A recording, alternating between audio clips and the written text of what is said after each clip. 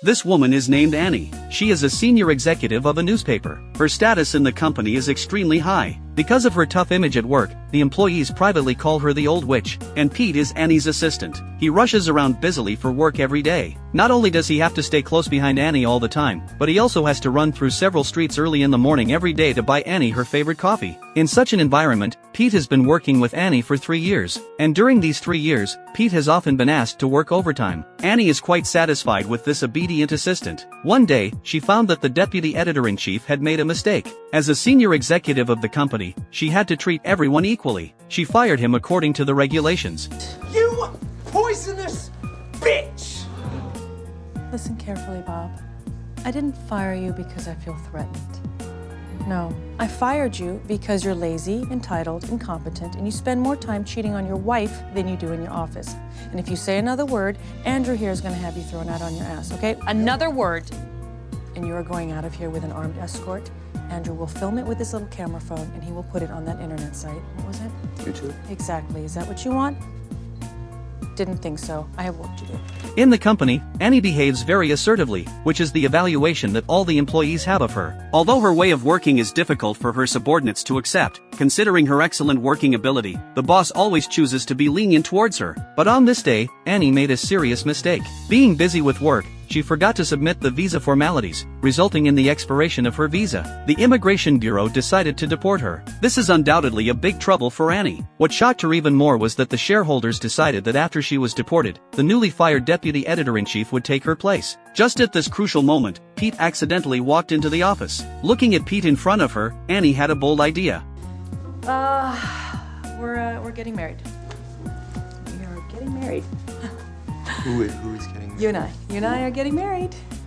Yes. We are. Getting married. Yes. Although the leader was quite shocked by this, he was still happy for Annie. As long as they complete the marriage registration as soon as possible, then Annie can obtain a new identity justifiably and settle down in this city. Without giving Pete a chance to explain, Annie pulled him back to the office. I'm not gonna marry you. Sure you are. Because if you don't marry me, your dreams of touching the lives of millions with the written word are dead.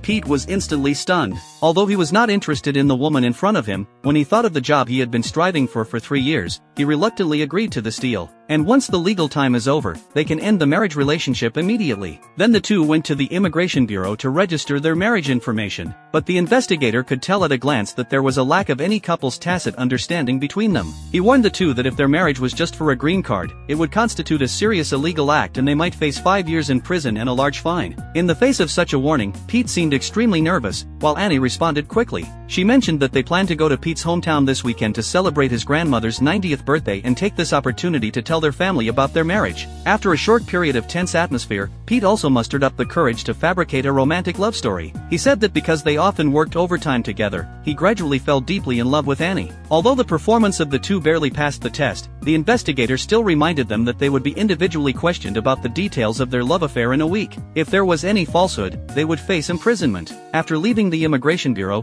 Pete felt extremely unbalanced inside. He believed that he had taken a huge risk and deserved more rewards, so he put forward new conditions to Annie. In addition to helping her publish a book, he also hoped that she could promote him. Facing this situation, Annie couldn't refuse. She promised that as long as she successfully got the green card, she would immediately promote Pete. However, Pete thought that Annie's attitude seemed a bit perfunctory, so he asked her to show more sincerity. Ask me nicely.